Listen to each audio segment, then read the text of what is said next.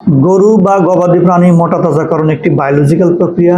ইহা গরুর রুচি, হজম, শোষণ, মেটাবলিজম ও পরিপূর্ণ সুস্থতার উপর নির্ভরশীল। এই পদ্ধতিটি গরু ক্রয় বা গরু বাছাই থেকে শুরু করে একদম গরু বিক্রয় পর্যন্ত বিভিন্ন স্টেপ এর উপর নির্ভরশীল। কাজেই আমরা গরু মোটা তাজাকরণ পদ্ধতি কমপক্ষে 2 থেকে 3টি স্টেপে আলোচনা করব। প্রথমত গরু ক্রয় বা গরু বাছাই বা গবাদি প্রাণী নির্বাচন।